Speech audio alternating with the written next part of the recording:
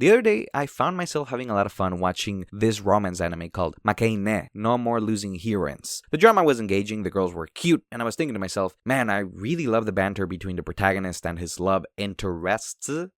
But like that last part there gave me pause. His love interests or his friends that happen to be girls. Now, of course, this is a romance anime, so ultimately I'm sure these girls will be the guy's love interest, but it was interesting to me that the anime had done such a good job at evening out the playing field, that it had done its best to make these girls seem like the protagonist's friends, not cute but one-dimensional tropes that are going to blush and pout their way into the protagonist's heart. Now, I did grow up on generic harems, and I still love them, but the dynamic of like a protagonist actually being friends, actual friends with the cute girls in the series is relatively new. So that realization made me think, it's been a while since an anime like To Le Bru or High School DxD has picked up steam in the mainstream, huh? I do know those kind of more ecchi, boobs in your face suggestive animes still get made. There's Tempuru and Megami Cafe, not to mention the quintessential quintuplets only finished airing a year or two ago, but there's a particular style of romance that has grown inside its own little bubble, and I don't know that it's anything that has been done to this extent yet. I would label this new subgenre of anime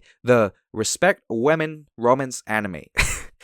I'm actually not really joking though. Like, the respect women part might give you a pause because shoujo and josei exist. Like, those are romances literally made for women. The protagonists are women, so of course those are the real respect women anime. I guess really these are like I didn't know this dude was chill like that. I didn't know he was understanding and empathetic like that romance anime, right? Like, I didn't know this dude wasn't toxic like that romance anime. It sounds ridiculous, but this legitimately is a format that has become more prevalent and it's more dynamic than you think. First, let's pivot a bit to the left and look at arguably the biggest romance of recent memory, My Dress-Up Darling, a series about a confident and hot yaru that loves cosplay and an understanding and kind doll maker that is here to help her make those cosplay dreams come true. The series seems run-of-the-mill in terms of its dynamic, like hot girl, shy guy, done. But the series is written by a woman, so the nuances in the way the romance develops are not standard fare. Take for example, Marin realizing she loves Gojo. In a normal romance anime for boys, this would usually lead to a whole lot of blushing, misunderstandings, and we'd reach a stalemate for like 10 volumes until we get to the obvious confession we could see 100 chapters away. But in My Dress-Up Darling, Marin immediately becomes more flirty, more happy to be around him. Her realization does not create conflict, it creates excitement.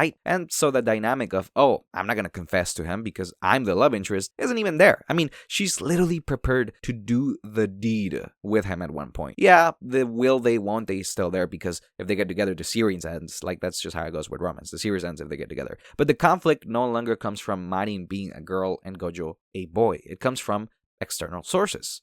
A less known but slightly more interesting case study is the Mikadono sisters are surprisingly easy to deal with. It's a manga about an extremely clumsy guy that becomes the caretaker of three highly successful, highly beautiful girls. An actress, a shogi player, and a karate master. And when I say clumsy, I mean like Looney Tunes levels of clumsy. He can't ride a bike levels of clumsy. While it is indulgent to have these three girls fall in love with this type of guy, the portrayal of this affection is interesting. It's not so much that he comes through and saves the day. I mean, his character is built in a way that he can't really do that. No, instead, we get these girls growing to appreciate the purely empathetic viewpoint he holds, as well as his relentless determination to make their lives easier, because that's all he can do. And that's what makes them fall for him. These are three successful women that are not looking for a knight in shining armor or a confident, emotionally intelligent, cool guy that has the perfect one-liners. Like, they fall in love with a short, goofy guy that is likable because he's earnest and because he looks at them with the respect warranted from their high level of success, in turn making them respect him for acknowledging that and still talking to them as human teenage girls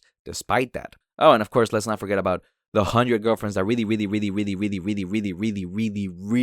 me. The title is dripping in self-indulgence, but funnily enough, the protagonist kind of does the exact opposite of what every generic romance protagonist in existence has ever done. He picks all the girls. He doesn't leave any of them hanging, and he actually loves them all. Yes, it's done to a cartoonish degree. There's no other way to do it but to a cartoonish degree. But still, he's not even close to a trope or even parody of those early 2000s harem protagonists. He's his own ridiculous self. So, on the manga side, we have authors taking traditional male protagonists and sprinkling a bit of female perspective on them. They're not automatons we're meant to project onto all for the sake of seeing cute girls blush every 5 minutes. They're actual characters, showing varying degrees of affection and empathy depending on the situation. They're engaging with the girls and seeing results, as opposed to sad girls falling on their laps while they do nothing, both figuratively and literally. For the record, nothing against generic harems. Much like isekai, I still enjoy them. I kind of look at them like sports anime. It's always crazy to say, but I get so passionate about the girl I like winning that I feel like I'm cheering on a sports protagonist. You know, like a sports anime protagonist. Like, yes, go win the championship overseas. You can do it. I think the same about those harem girls. Alright, so we looked at manga. But if I'm being honest, the more interesting male protagonists are coming from light novels. Manga might have more charismatic protagonists at the moment, but light novels have actual role models. Now, take that with a grain of salt, because these are teenagers, right? They can only go so far as role models. But let's look at Makeine again, yeah? Am I saying right? Makeine or Makeine? I don't know. And either way, the series features a dude that accidentally sees a cute girl get softly rejected. When the girl notices he saw it all, she coerces him into hearing her bent about the whole ordeal. 2 more girls, 2 more rejections, shenanigans ensue. Makeine is so interesting because Nukumizu is in every male manipulator's dream scenario. Like, he's constantly running into vulnerable girls that got their hearts broken. He could potentially be that shoulder to cry on for all of them, but he isn't. Yes, he's empathetic, he comforts them, but Yanami is strong enough to handle it on her own for the most part. Lemon gets comforted by all 3 of them, and Komari becomes friends with the girl responsible for her heartbreak. He's kind of just there. He comforts them, yeah, he lends an ear, but he's just chilling. He becomes their friend, he jokes around with them, but he doesn't ever look at his relationship with them as him having the high ground. He doesn't think, this girl's crying. Maybe I should say something smooth to slide a little bit into her good graces. And I'll be honest, I'm not sure even I'd be that pure in real life. So the fact Nukumizu is that much of an empath makes me think he's probably the chillest dude on earth. Real good vibes, a guy I would like to have around. I do wonder where this archetype comes from in light novels, because Nukumizu is not the only one. There's bottom tier character Tomasaki, in which an incel adjacent stinky Smash Bros player realizes he could be chill with the cool kids if he just showered and practiced how to have a conversation. It also dismantles the concept of the mean popular kid because, Tomasaki, the cool kids are cool because they're cool with everyone, not because they rule the social hierarchy like tyrants. Tomasaki, more so than Makeine, is a true guide for introverts that want to improve their social score, because Tomasaki really is just like us for real.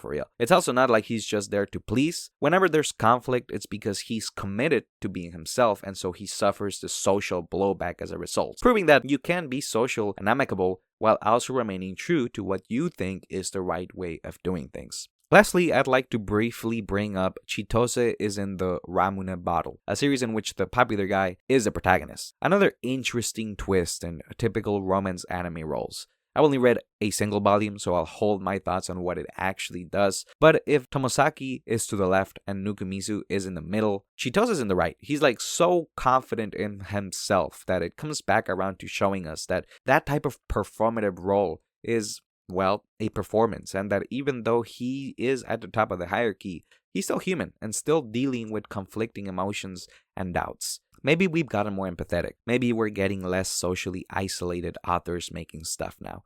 Maybe anime's just so big now that this type of protagonist was inevitable.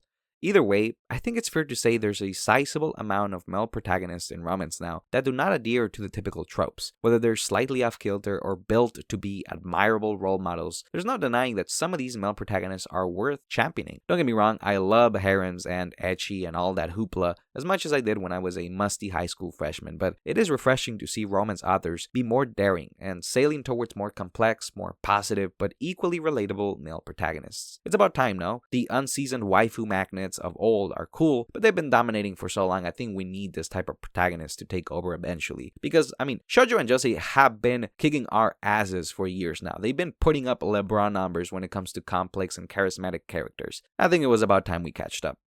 Thanks for watching.